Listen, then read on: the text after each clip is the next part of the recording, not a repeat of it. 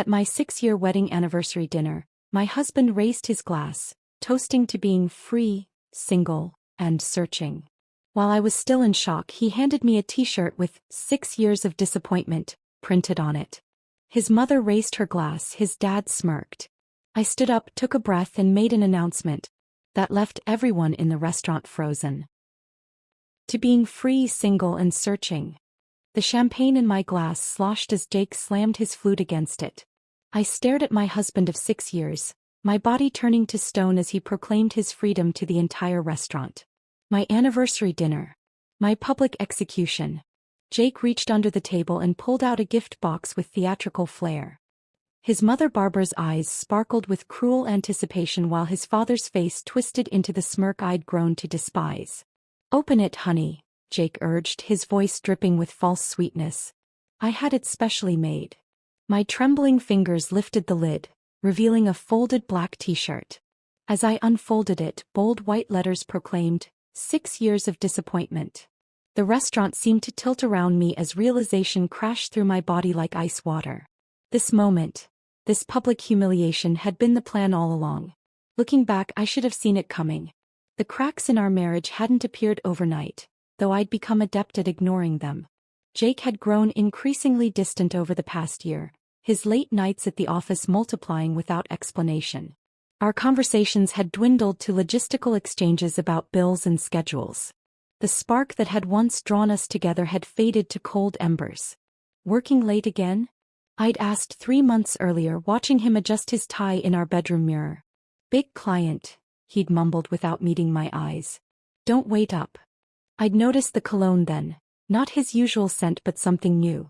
When he returned past midnight, he'd shower before coming to bed, claiming the office was stuffy. I accepted the explanation because the alternative meant acknowledging our marriage was failing. Our intimacy had evaporated. Jake's touches became perfunctory, his kisses quick pecks lacking any real affection. When I initiated, he'd claim exhaustion or stress, rolling away to scroll through his phone with his back to me. The rejection stung, but I buried it beneath excuses about work pressure and bad timing. On Sundays, when we used to spend lazy mornings making breakfast together, Jake started scheduling golf with his father or networking brunches I wasn't invited to attend. The house grew silent in his absence, and I found myself talking aloud just to hear a human voice. "We should plan something special for our anniversary," I'd suggested 6 weeks earlier, attempting to rekindle something between us. "Sure," he'd agreed with surprising enthusiasm. "I'll handle everything. It'll be memorable." The genuine smile that crossed his face should have warned me. Instead, I felt hopeful for the first time in months, believing he wanted to repair what was broken between us. I discovered the truth while doing laundry.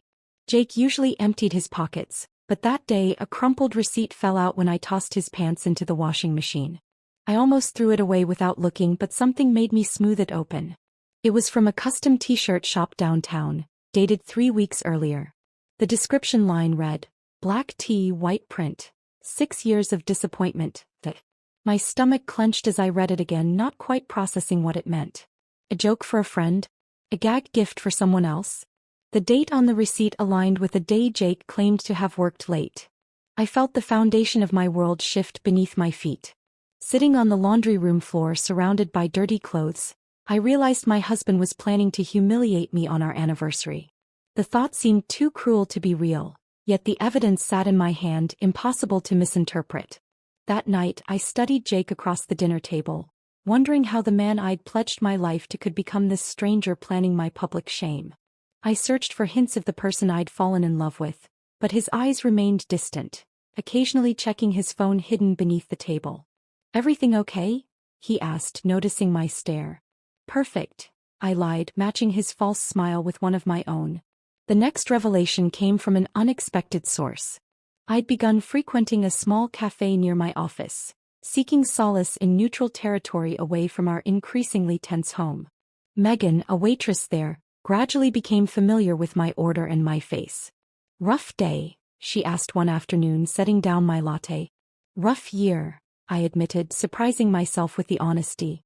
Something in my tone must have resonated with her, because she hesitated before asking, "Your last name wouldn't happen to be Collins, would it?" The question startled me. "It is." "Why?" Megan lowered her voice. I also work weekends at Vincenzo's. Your in-laws are regulars. She paused, seeming to weigh her words. I've overheard conversations about you that didn't seem kind. My heart pounded as she explained how she'd served Jake, his parents, and occasionally another woman for dinner many Sundays. The same Sundays he claimed to be golfing or networking. They discussed an anniversary surprise with malicious excitement, specifying it would happen at Vincenzo's, the upscale Italian restaurant his mother adored. I'm not supposed to get involved in customers' business, Megan said, but it sounded cruel. I'd want someone to tell me. I thanked her with tears threatening to spill. As she turned to leave, I asked, the woman with them, can you describe her? Blonde, mid-30s. Designer clothes. She's never there when your husband is, only with your in-laws. Megan hesitated. They call her Diane. Diane. My mother-in-law's personal assistant. The pieces began aligning in a horrifying picture. Instead of confronting Jake, I decided to investigate. Something inside me had hardened, a protective shell forming around the wounded parts of my heart. I deserved to know the full extent of his betrayal before deciding my next steps. I began by checking our credit card statements, finding regular charges at hotels on nights Jake claimed to work late. There were jewelry purchases I'd never received and dinners at restaurants I'd never visited. The paper trail of deceit stretched back further than I'd imagined. One afternoon while Jake was at work, I searched his home office. Hidden in the back of his desk drawer, I found a burner phone containing hundreds of text messages between him and someone saved simply as D. The exchanges were intimate and detailed, including plans for their future together, once the anniversary was handled. They discussed me in clinical terms like a problem to be solved. Jake complained about my cooking, my appearance, even my devotion to him, twisting my loyalty into something pathetic. Reading their conversation felt like being stabbed repeatedly, each message another wound to my already bleeding heart. But beneath the pain, anger sparked. Who was he to judge me? Who were they to plan my humiliation as entertainment? I photographed everything, documenting each betrayal meticulously. Whatever happened next, I wouldn't face it unarmed. Do you have any questions about the process? The divorce attorney asked, sliding a folder of paperwork across her desk. I'd made the appointment impulsively after discovering the burner phone, needing to understand my options. Attorney Sarah Reeves had come recommended as someone who handled high-conflict divorces with discretion. What about financial protection? I asked, thinking of our joint accounts. If I wanted to secure assets before filing? Legally, you're entitled to your fair share, she explained. I'd recommend documenting everything now and moving your portion to separate accounts before any confrontation occurs. It's not hiding assets, it's protecting what's rightfully yours. The meeting lasted an hour, during which I outlined the evidence I'd gathered. Sarah listened without judgment, taking careful notes. It sounds like your husband and his family are planning something particularly vindictive, she observed. Given that, I'd suggest being strategic rather than reactive. As she detailed potential approaches, something settled inside me, a cold, clear determination replacing the chaotic hurt. This wasn't just about ending a marriage. It was about reclaiming my dignity from people who planned to strip it away for their amusement. When I left her office, clutching a folder of legal options, I felt different. Heartbroken, yes, but also resolute. The woman who'd entered that office had been desperate and wounded. The one who walked out was beginning to sketch the outline of a counterattack. Jake had no idea what was coming.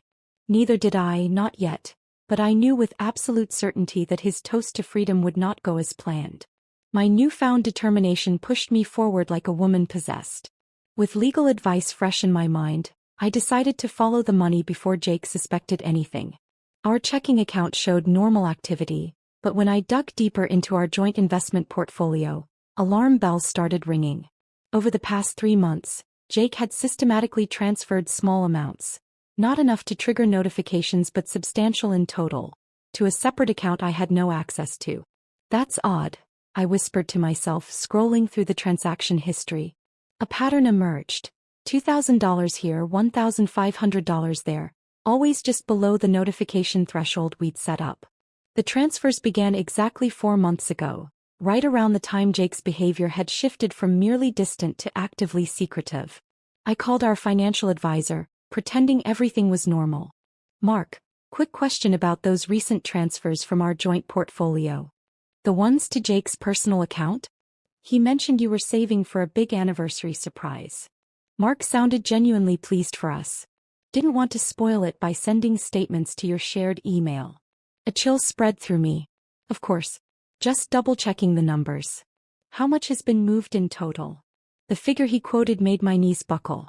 Nearly $80,000. Almost half our liquid savings had been systematically siphoned away. The anniversary surprise wasn't just a humiliating t-shirt. Jake was preparing to leave me financially vulnerable too. I thanked Mark casually and hung up before anger could seep into my voice. That same afternoon, I opened a separate account at a different bank and transferred my personal savings, money I'd inherited from my grandmother, out of our shared account. It wasn't much compared to what Jake had taken, but it gave me breathing room. The search for financial documents led me to the attic, a space I rarely entered. Jake had insisted on storing our important papers there in a filing cabinet he'd inherited from his father. The cabinet itself was a hulking metal monster, covered in a layer of dust that suggested Jake hadn't accessed it recently either. I found our mortgage papers and tax returns easily enough, but the bottom drawer contained something unexpected. A cardboard box labeled simply family. Inside were photo albums and newspaper clippings dating back 2 decades. Most featured Jake's parents at various social events, testimonials to their status in our small community. But tucked at the bottom was a smaller album with a tarnished leather cover. The photos inside showed a different family than the one I knew. Barbara smiling genuinely, Richard without his perpetual scowl, Jake as a teenager with braces, and beside him in almost every shot, another boy a few years older. I flipped the album over, finding names and dates written in faded ink. Jake and Michael, summer 1998. Michael. Jake had never mentioned a brother. Digging deeper into the box, I found a newspaper clipping with the headline, "Local Student Wins Full Scholarship to Princeton." The grainy photo showed a serious young man with Jake's jawline but different eyes. Kinder somehow. The article identified him as Michael Collins, son of Richard and Barbara, graduating valedictorian. Another clipping, dated 3 years later, mentioned rising financial star Michael Collins, joining a prestigious firm in New York. Then nothing, as if he'd been erased from the family record. I sat back on my heels, dust motes dancing in the attic's dim light. 6 years of marriage and Jake had never once mentioned having a brother. What else had been hidden from me? You didn't know about Michael? Mrs. Porter's eyebrows shot up nearly to her hairline. Our neighbor was in her 70s and had lived next door to the Collins family for decades. If anyone knew their secrets, it would be her. I'd brought her a homemade pie as pretense for my questions, claiming I was putting together a family photo album for our anniversary. Jake mentioned a brother once but never elaborated. I lied smoothly. I thought it might be nice to include some childhood photos of them together. Mrs. Porter's living room smelled of lavender and old books. She set down her teacup with a clatter. Well, I'm not one to gossip, but that family did that boy wrong. Michael was the smart one. Kind too. Richard had his life all planned out. Ivy League education, then join the family business. But Michael wanted to make his own path. According to Mrs. Porter, the final break came after Michael discovered questionable accounting in his father's business and threatened to report it unless changes were made. He was cut off completely, name never spoken again in the family home. And Jake? I prompted. Were they close? Thick as thieves growing up. But Jake always needed his parents' approval more than Michael did. She leaned forward, lowering her voice. After Michael left, Richard and Barbara focused all their attention on shaping Jake. Told him what to study, where to work, even who to date. My stomach clenched. Who to date? Mrs. Porter patted my hand sympathetically. They never thought anyone was good enough for their remaining son. When Jake brought you home, Barbara spent weeks telling everyone you were temporary. Even your wedding. Remember how they insisted on changing your colors from blue to burgundy? Barbara told my daughter it was because blue wasn't sophisticated enough for Collins family photos. I remembered the color change, how I'd given in to keep the peace. How many other decisions had been influenced by the Collins family's manipulation. They control everything in Jake's life, Mrs. Porter continued. That fancy job. Richard pulled strings. Your house. Barbara found it. I've always wondered how much of your marriage was Jake's choice and how much was their orchestration. I left Mrs. Porter's with my mind spinning. Our entire relationship suddenly felt suspect, potentially just another checkbox in a life planned by Jake's controlling parents. The final piece fell into place 3 days later. I'd been monitoring Jake's emails. His password had remained our wedding date despite my suggestion to change it regularly. Most messages were work-related, but one exchange with his mother made my blood boil. "Everything's set for Saturday," Barbara had written. "Vincenzo's confirms our reservation for 7 p.m. Richard thinks the t-shirt is too much, but I disagree. That girl needs to understand she never belonged in this family." Jake's reply was brief. "T-shirt is fine. Dad will come around when he sees her face." My hands shook with rage. Not only had Barbara orchestrated my public humiliation, but she'd been the one to push for the t-shirt, and Jake had eagerly agreed. A follow-up email included a receipt from Barbara's credit card, payment for the custom shirt I'd discovered earlier, plus a reservation deposit at Vincenzo's. She'd even specified a corner table, for maximum visibility, according to her note. I'd spent 6 years trying to please these people, believing their coldness was just their nature. Now I understood the truth. They had never intended to accept me. I wasn't just fighting a failing marriage. I was up against an entire family system designed to control and ultimately discard me. In that moment, the last of my tears dried up. In their place grew something harder, more resolute. If the Collins family wanted war, I would give them one. But I needed an ally. Someone who understood their tactics from the inside. I needed to find Michael Collins. Finding Michael Collins proved easier than I expected. A simple LinkedIn search revealed he worked as a financial consultant in Boston, just 3 hours from our suburb. His profile picture showed a man with Jake's jawline but gentler eyes, dressed in a crisp suit that couldn't quite hide a rebellious edge. No mention of family appeared in his biography, just academic credentials and professional accomplishments. I sent him a message that evening, deliberately vague. "My name is Emma Collins. I'm married to Jake. There are things about your family I believe we should discuss. Would you be willing to meet?" His response came the next morning, just 4 words. "Cornerstone Cafe. Sunday. Noon." The drive to Boston gave me too much time to doubt myself. What if Michael was worse than his family? What if this was a trap? By the time I pulled into the parking lot of the small cafe on the outskirts of the city, my hands were trembling.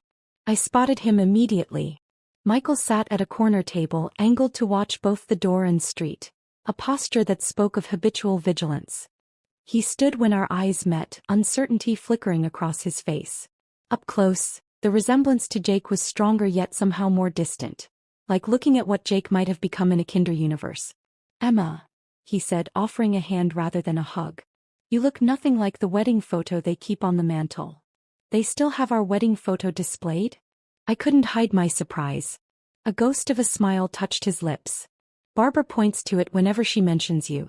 Usually while saying something like, 'She was the best Jake could do.'" The casual cruelty shouldn't have shocked me anymore, but it still stung. "You visit them?" "Christmas, every 3 years. Michael gestured toward the chair opposite him. "Enough for appearances, not enough for genuine connection. They accept it because acknowledging my complete absence would raise questions in their social circle." I sat, ordering coffee when the waitress approached. Michael waited until she left before leaning forward. "So, what disaster prompted this meeting?" Jake finally showed his true colors. The directness caught me off guard. I'd planned to ease into the conversation, but Michael's bluntness demanded equal honesty. "He's planning to humiliate me at our anniversary dinner next weekend. Public toast to being free, followed by a t-shirt proclaiming our marriage a disappointment." I kept my voice steady. "I found out he's been moving money out of our accounts. Your mother helped plan the whole thing." Michael's expression didn't change, but something hardened behind his eyes. "Sounds about right. Dramatic public scenes are Barbara's specialty." He studied me. "Most people would just file for divorce and leave. I tried the keep the peace approach for 6 years. It didn't work." I met his gaze directly. "Now I want to understand what I'm really dealing with." For the next hour, Michael painted a picture of the family I thought I'd married into. Richard Collins had built his financial services firm through connections rather than ethics, cutting corners and leveraging secrets he knew about influential people. Barbara, with her society connections, provided access to wealthy clients while carefully crafting the family's respectable image. My first mistake was being too good at math, Michael explained, a bitter smile playing at his lips. I joined the firm after college, part of Dad's grand plan. 3 months in, I noticed discrepancies in certain client accounts. Small percentages skimmed systematically over years. When he confronted his father, Richard offered justifications about management fees clients had verbally approved. When Michael pushed back, threatening to report the irregularities, the family response was swift and absolute. They gave me a choice: fall in line or be erased. Michael's voice remained even, but his knuckles whitened around his coffee cup. I chose erasure. Left town that night with what I could pack in my car. By morning, my bank accounts were frozen, my credit cards canceled, and my name removed from the company website. And Jake? I asked softly. Jake called once about a week later. Said he wanted to understand my side. Pain flashed across Michael's face. Then I heard Dad's voice in the background asking who he was talking to. Jake said no one, and hung up. That was 12 years ago. The casual betrayal felt familiar, echoing Jake's treatment of me. He never mentioned having a brother. Not once in 6 years. Michael nodded as if this confirmed something. Jake was always desperate for their approval. I was the heir, he was the spare, until I wasn't, and he got everything he ever wanted. Including their full attention, which is both a gift and a curse. They controlled everything, I murmured, remembering Mrs. Porter's words. Even who he married. Especially that. Michael's gaze softened with something like sympathy. Let me guess, they introduced you? Barbara probably mentioned how perfect you'd be for Jake within 5 minutes of meeting you. The accuracy sent a chill through me. We'd met at a charity gala Barbara had insisted Jake attend. She'd called me refreshingly unpretentious when Jake introduced us. What I'd taken as a compliment now revealed as calculation. They wanted someone they could control, I realized aloud. Someone grateful to be included in their world who wouldn't ask too many questions. And when you eventually did, the countdown to replacement began. I felt sick. They never saw me as family. I was always temporary. We moved to a small park after the cafe, continuing our conversation on a bench overlooking a pond. The afternoon light softened as Michael shared more about the family dynamics I'd married into. With each story, the pieces of my shattered life seemed to realign into a new pattern. One where I wasn't the failure but the inevitable casualty of a toxic system. I have something you should see, Michael said eventually, retrieving a folder from his messenger bag. After I left, I took certain precautions. Insurance, if you will. The folder contained copies of original partnership documents for Collins Financial. According to the paperwork, the firm had been founded by Richard and his father as equal partners. Upon the grandfather's death, the ownership was meant to be split between Richard and his sons. Dad had the documents rewritten after I left, Michael explained. These are the originals. By law, I still own 25% of the company, and eventually, you and Jake would inherit another 25% upon Richard's death. I stared at the papers, understanding dawning. He cut you out completely. And Jake either doesn't know or doesn't care. Michael's voice held no bitterness, just resignation. I've never pursued it. Starting over felt cleaner than fighting for a place in a family that didn't want me. The sun was setting when we finally parted, exchanging phone numbers with a promise to stay in touch. Something had sparked between us. A connection born of shared wounds and understanding. In Michael's eyes, I saw recognition of the person I truly was, not the convenient placeholder his family had designated me to be. Our meetings became regular over the following weeks. We were careful at first, meeting in out-of-the-way places where Jake's friends wouldn't see us. I told Jake I'd joined a book club to explain my absences, a lie he accepted without interest. Michael showed me how to protect myself financially, helping me secure my remaining assets. I shared details of the upcoming anniversary ambush, watching his expression darken with each new revelation. The attraction that grew between us wasn't planned. It began with simple things, his hand steadying my elbow, our fingers brushing when passing coffee, lingering eye contact that made my heart race. After years of Jake's coldness, Michael's attentiveness felt like stepping into sunlight after a long winter. The night everything changed, we'd been reviewing financial documents in Michael's apartment. A spring storm raged outside, rain lashing against the windows. When I stood to leave, Michael caught my hand. "Stay," he said simply. "It's not safe to drive in this." I stayed. What happened between us that night wasn't revenge or rebound. It was recognition. Two people who had been damaged by the same family finding comfort and understanding in each other's arms. 6 weeks later, the pregnancy test showed positive. I sat on my bathroom floor, staring at the little pink line with a mixture of terror and wonder. Jake and I hadn't been intimate in months. There was no question who the father was. I called Michael immediately. His voice was steady when I told him, asking what I wanted to do. Not telling me, not assuming, asking. In that moment I knew. This child, created between two people the Collins family had rejected, would be the greatest evidence of their failure. Not just a baby but a new beginning. And suddenly I knew exactly what my announcement at the anniversary dinner would be. The pregnancy test changed everything. What had begun as a defensive strategy to protect myself from humiliation evolved into something far more significant. This wasn't just about avoiding Jake's trap anymore. It was about creating a future free from the Collins family's toxic influence. Looking at that positive test, I felt strangely calm. The path forward suddenly appeared with perfect clarity. "We need to act quickly," Michael said when we met the next day, his hand protectively covering mine. "The anniversary dinner is less than 3 weeks away." I nodded, squeezing his fingers. "I've made a list. First priority is securing assets." My meeting with Sarah Reeves, the divorce attorney, had prepared me well. She'd outlined the steps to legally protect myself without crossing into improper behavior that could backfire in court. The following morning, I scheduled an appointment with Vanessa Chin, the financial advisor Sarah had recommended. "Your situation isn't uncommon," Vanessa assured me, reviewing our financial statements.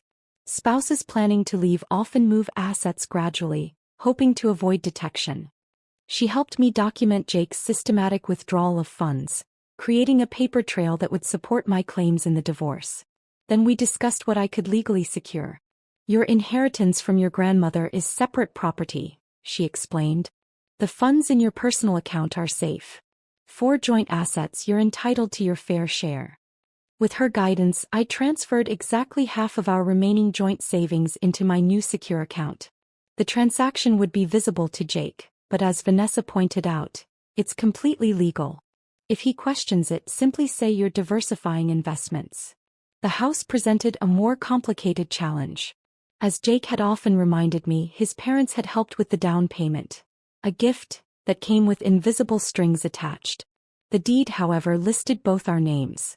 When Jake mentioned an overnight business trip to Philadelphia, I recognized my opportunity. His regular business trips had become more frequent lately, and a quick check of his burner phone confirmed my suspicions. He'd be meeting Diane at a downtown hotel. The moment his car pulled away from our driveway, I called Malcolm Reed, a real estate agent known for quick, discreet sales. Within hours, he was walking through our home. "The market is hot right now," Malcolm noted, making notes on his tablet. "Your location and the recent kitchen remodel put you in an excellent position. We could list significantly above what you paid 4 years ago." "I don't want to list it yet," I clarified. "I need to understand the process and timeline. My husband and I are." I paused, choosing my words carefully, considering our options. Malcolm's expression told me he understood the subtext. "I've handled many divorces, Mrs. Collins. If you decide to sell, I can move quickly. The paperwork requires both signatures, but everything else can be prepared in advance." I thanked him, taking the detailed market analysis he prepared. The potential sale price was higher than I'd expected, enough to secure a fresh start even after splitting the proceeds with Jake. That evening, Michael and I reviewed our progress over dinner at his apartment. "The financial pieces are falling into place," I reported, showing him Vanessa's recommendations and Malcolm's analysis. Michael nodded, pulling out a leather portfolio. "I've been building our case regarding Collins Financial." He spread several documents across the table. "I met with my attorney yesterday. These partnership agreements are legally binding. My father had no right to remove my stake in the company. He'd compiled years of financial records, board meeting minutes and correspondence.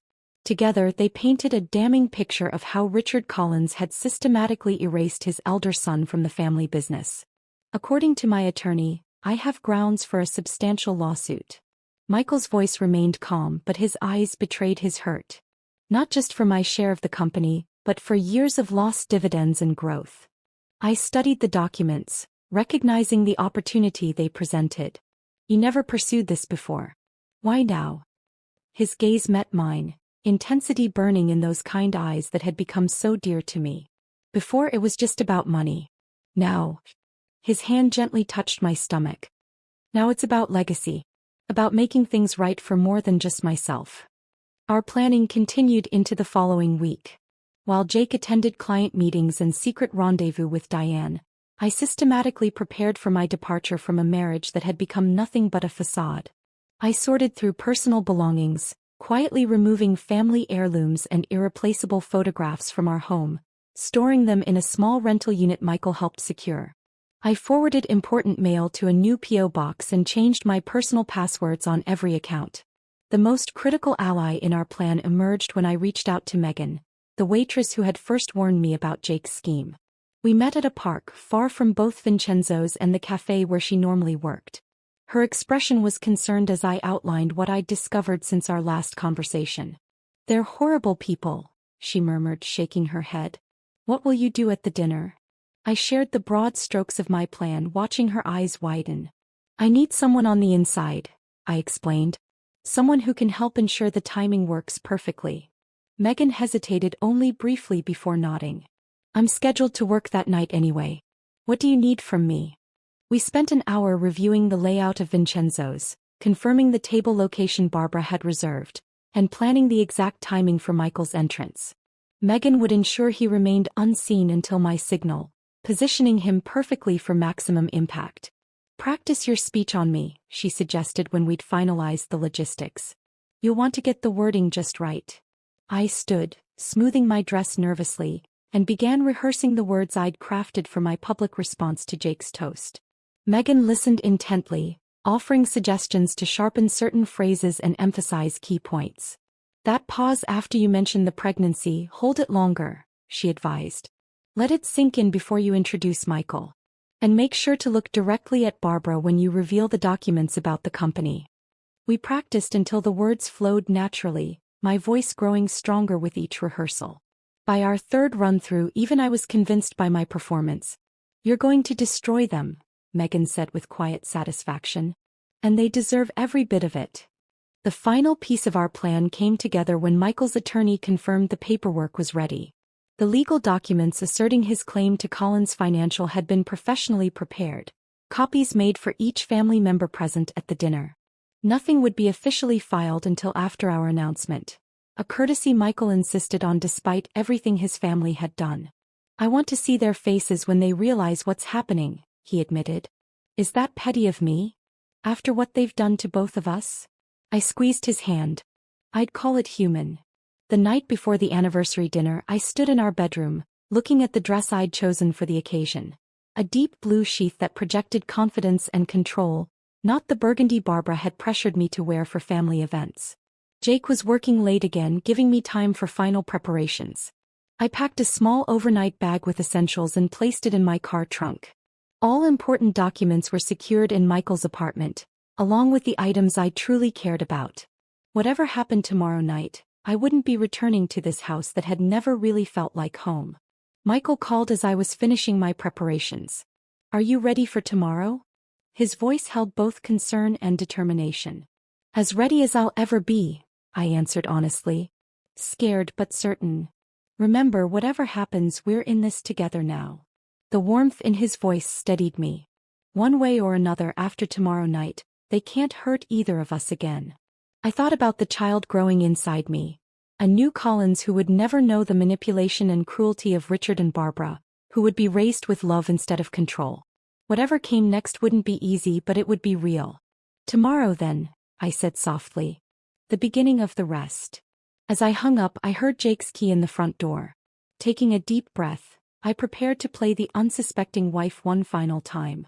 Soon, very soon, the masks would come off for good. The day of our anniversary dawned bright and clear. A perfect May Saturday that offered no hint of the storm about to break. Jake had been unusually attentive that morning, bringing me coffee in bed, a gesture so out of character it only confirmed what I already knew. His smile didn't reach his eyes as he reminded me of our dinner reservation. 7 o'clock Vincenzo's, he said, straightening his golf shirt. Mom and Dad are looking forward to celebrating with us. I wouldn't miss it for the world, I replied, matching his false enthusiasm with my own. He left for his pre-anniversary golf game with his father, giving me the day to make final preparations. Michael and I spoke briefly by phone, confirming he understood the timing. Megan texted that she was scheduled for our section of the restaurant. Everything was aligned. At 6:30 I stood before the mirror in our bedroom, smoothing the fabric of my blue dress.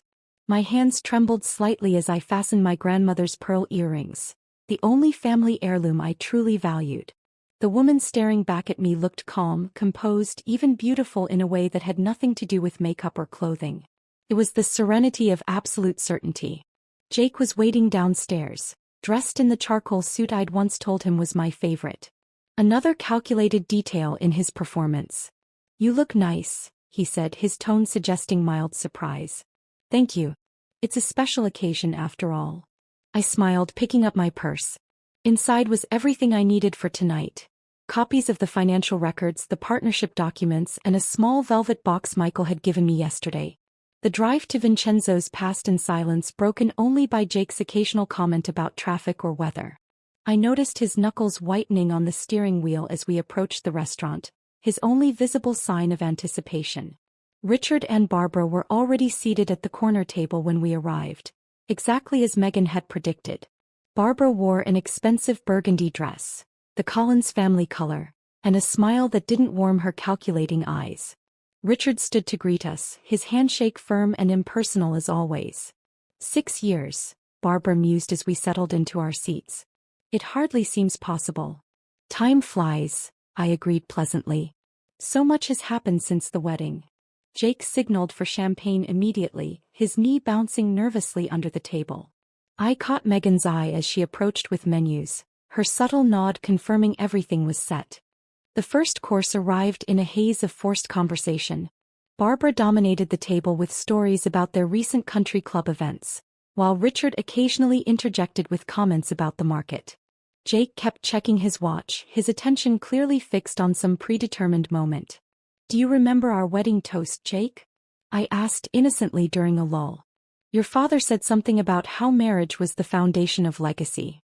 Richard's chest puffed slightly at the mention. "Family is everything. The Collins name stands for something in this town." "Indeed it does," I murmured, thinking of all I'd learned about what exactly that name stood for. The main course had just been cleared when Jake finally set his plan in motion. He glanced at his father, receiving a slight nod, then tapped his knife against his champagne flute. The sharp ding drew attention from nearby tables, exactly as they'd intended. "I'd like to make a toast," Jake announced, his voice carrying through the restaurant's hushed atmosphere. He stood, glass raised, eyes gleaming with malicious triumph. "To 6 years of marriage." He paused, looking down at me with a smirk. "And to being free, single, and searching." The words hung in the air like poison. Several diners turned to stare, exactly as Barbara had planned with her strategic table selection. Jake reached under his chair and produced a gift box, placing it before me with theatrical flair. "A little anniversary present," he said loudly. "Custom made." Barbara leaned forward eagerly as I opened the box with steady hands. The black t-shirt with its white lettering, 6 years of disappointment, lay folded inside. Richard smirked while Barbara actually chuckled, her eyes darting to nearby tables to ensure they were watching my humiliation. In that moment, with the weight of their cruelty pressing down on me, a strange calm settled over my entire being. This pathetic display, this childish attempt to break me, it suddenly seemed so small compared to the life growing inside me and the future I was about to claim. I stood, smiling genuinely for the first time that evening. The unexpectedness of my reaction caused Jake's smirk to falter. "Thank you for the gift, Jake," I said, my voice clear and steady. "It's actually perfect timing. I've been wanting to make an announcement of my own tonight." Confusion flickered across all three Collins' faces. This wasn't in their script. First, I want to thank you all for showing me exactly who you are. I lifted my water glass in a mocking toast. For 6 years I tried to be part of this family, never understanding why I always fell short. Tonight's performance finally makes everything crystal clear. Jake's expression morphed from confusion to anger. Sit down, Emma. You're embarrassing yourself. No, Jake. For once, I'm not the one who should be embarrassed. I turned to include the entire table in my gaze. Did you know your son has been systematically moving funds from our joint accounts for months? Preparing for this moment while playing the devoted husband. Barbara's face hardened. This is hardly appropriate dinner conversation. I agree, I interrupted smoothly. Neither is publicly humiliating your daughter-in-law. But since we've abandoned propriety, let's continue with complete honesty. I reached into my purse, withdrawing the first document. I've already secured my half of our assets, including the proceeds from our house, which sold yesterday for significantly above asking price. I smiled at their shocked expressions.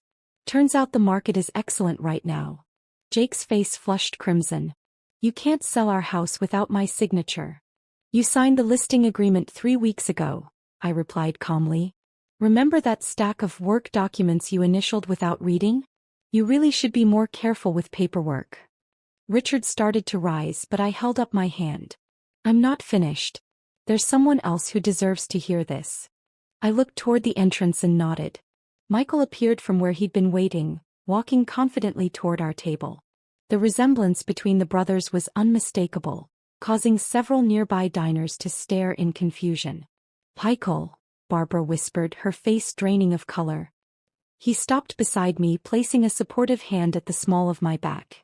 Hello, mother. That little brother. It's been a while. The stunned silence that fell over the table was deeply satisfying. Richard recovered first, his voice a harsh whisper. What is the meaning of this? Family reunion, I answered. Long overdue, wouldn't you say?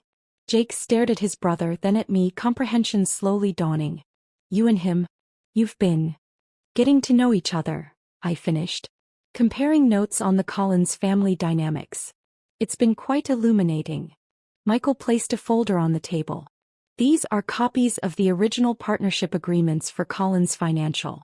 As you can see, I still legally own 25% of the company, despite father's creative accounting suggesting otherwise. Richard's face contorted with rage. You have no proof. We have every proof, Michael countered calmly. Bank records, original documents, witness statements. My attorney has prepared everything for filing first thing Monday morning. I placed my hand protectively over my still flat stomach, delivering the final blow. And one more announcement before we go. I'm pregnant. The words hung in the air as I let them absorb the implication. Michael and I are expecting a child. A Collins heir who will never know the manipulation and cruelty you three consider love. The restaurant had fallen completely silent. At nearby tables, diners sat frozen, forks suspended midway to mouths, all pretense of not listening abandoned. Barbara found her voice first, hissing, You planned this entire charade to humiliate us. No, Barbara. You planned a charade to humiliate me. I simply refused to play the victim. I picked up the t-shirt from its box. You should keep this. It suits your family better than it does me. I placed the shirt in front of her, then reached for Michael's hand. Goodbye, Jake. I'll have my lawyer contact you regarding the divorce. As we walked away, I heard the crash of Richard's fist hitting the table, Barbara's harsh whisper to control yourself, and Jake's stunned silence. We passed Megan, who gave me a subtle thumbs up from behind her serving tray. Outside, the evening air felt clean and new against my skin. Michael squeezed my hand as we walked toward his car. Are you okay? He asked softly. I took a deep breath, feeling the weight of 6 years lifting from my shoulders. Behind us, the restaurant door banged open as Jake stormed out, stopping short when he saw us together. This isn't over, he called, his voice breaking slightly.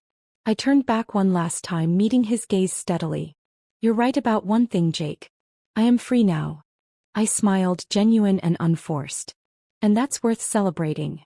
Hand in hand with Michael, I walked away from the Collins family and their toxic legacy, toward something real, something honest, something that finally felt like home.